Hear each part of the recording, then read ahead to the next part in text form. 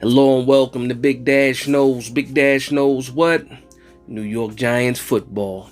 Let's go. Today's video is a keys to victory. New York Giants versus Washington Commanders Week 13 matchup. Now I know I did throughout the preview with a prediction in the previous video, but since then, I've been going back and forth in my head thinking about this game, a little bit worried about the playoff picture and things like that. And what I do, I just dug deep. I had a deep dive into the tape, deep dive into film, watching a bunch of Washington Commanders games, and actually kind of calmed myself down a little bit, because even though the Commanders are ascending, they do have that big win over the Philadelphia Eagles. I think that this game is a game that the Giants need, that a must win, if you want to call it that. Actually, I'm going to call it that. This is a must win. And I do think the Giants pull this one off in a tough division game. Nothing pretty about this game at all. This game is going to be about the trenches. Being able to run the ball and stop the run is going to be the key. It's always been the key. In football history, that's one thing that will never change week to week. Being able to run the ball and stop the run. Absolutely. Now, and that holds true for this game.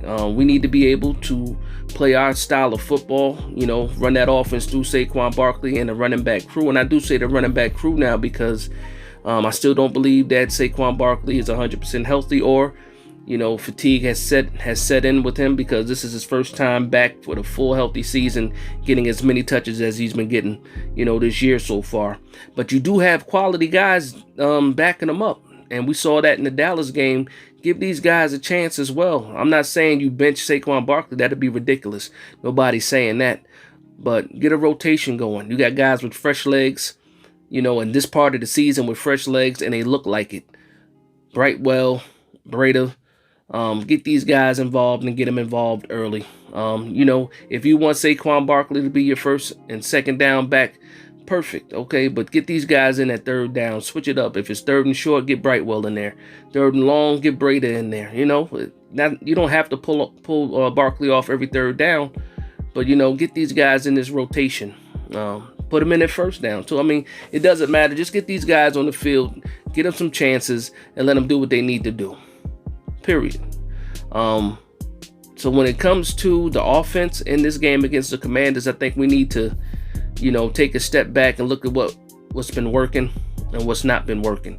We have yet to have a game where the running game complements the passing game, or the passing game complements the running game. It's either been one or the other. It's either Barkley is taking over and Daniel Jones is throwing the ball like 17 times, or Daniel Jones is throwing the ball 40 times and Barkley can't even get 60 yards rushing.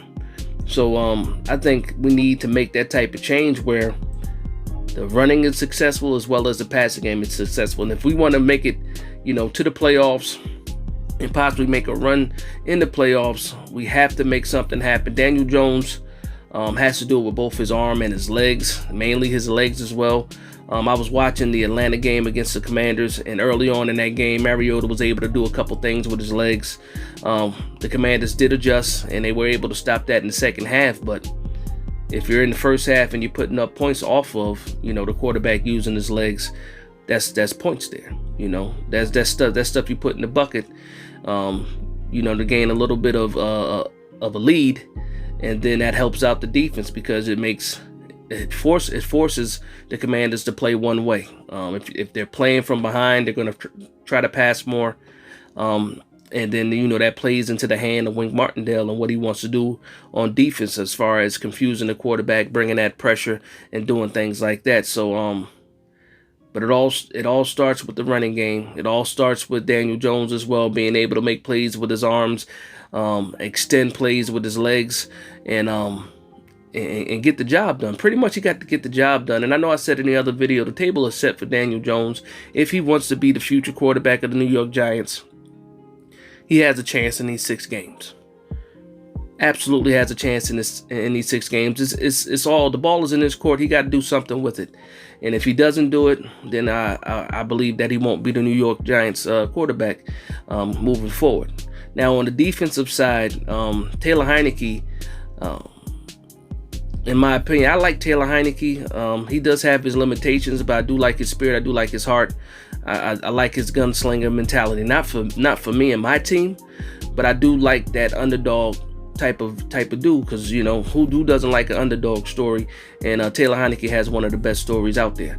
Now, I think you play Heinicke like we play Baker Mayfield, because they have a similar set of skills where they like to make plays outside of the pocket. They're more effective outside of the pocket. But at the same time, if you contain Taylor Heinicke like you contain Baker Mayfield, defensive line gets their hands up to try to bat down some balls and then cause some mistakes. And Taylor Heinicke will make some mistakes because the man is a gunslinger. He takes chances, and he will give you a chance to pick a ball off. That's without a doubt in my mind that Taylor Heinicke is good for at least one interception this game. And I think we can capitalize on off of things like that. Play him like you played Baker Mayfield. Contain, don't let him slip out of the pocket, but also shrink the pocket with Dexter Lawrence and Leonard Williams. Get that pressure up the pocket. So if we can shrink that pocket, cause him to make some mistakes, some wrong reads, things like that, I think that we can force him to make those mistakes and capitalize, on defense. Now, one other thing when it comes to the Commanders' running game, we need to play better in the interior linebacker position. We have not had consistently good interior linebacker play. Jaylon Smith has flashed. Micah McFadden has flashed.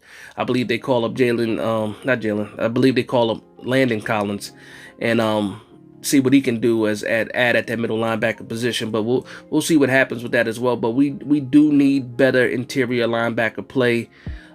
In the run game, in the pass game. A lot of these guys are getting lost in the sauce, just not quite in the spot when it comes to zone.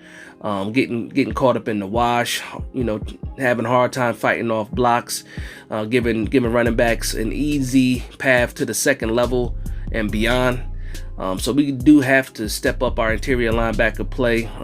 Times like this, you wish that, Darian Beavers didn't have that injury, because who knows where he would have been right now in this point of the season, how good he would have been, because he was showing some flashes in the preseason. And for him to get all this time under his belt, I can only assume that he would be one of the guys right now, without a doubt. But again, we'll see what happens next year with Darian Beavers. But for right now, Jaylon Smith, Micah McFadden, Landon Collins, if you are called up, we need more consistent play at the interior linebacker position, running chase, helping out with the tight ends and your zone coverages and things like that. I think that's absolutely something that needs to improve. We are getting Fabian Moreau back, so that's great. On the offensive side, we're getting Neil Bredesen back and Daniel Bellinger. And when I'm getting back to the offense, man, something that I noticed with the Commanders' defense, they have a tendency to over pursue sometimes. They are very, very aggressive in their front. So the misdirection is something that we can use to capitalize against their aggressiveness. And then also working the tight ends in the intermediate passing game. Again, these guys are aggressive. If you want to set up where, the tight end acts like he's blocking and does a leak out, the backside, where Daniel Jones can make that his possible third read, where he dumps it off and gets positive yards that way. I think that's something that they can do, especially this week against the Commanders. So again, that's just a couple things I had on my mind. Some keys to victory. Some things that we could possibly capitalize against this Commanders defense, and also against their offense as well, being able to make them make mistakes, that being Heinicke. And just some thoughts I had in my head about this game. And again, I do feel better about this game. I was very nervous, if you want to call it that, anxious for this game, because coming off a 2-game losing streak, you want to get that win. And I think this game is going to be a hard-fought game in the trenches. And whoever wins the turnover battle wins this game, in my opinion. Whoever runs for more yardage is probably going to win this game.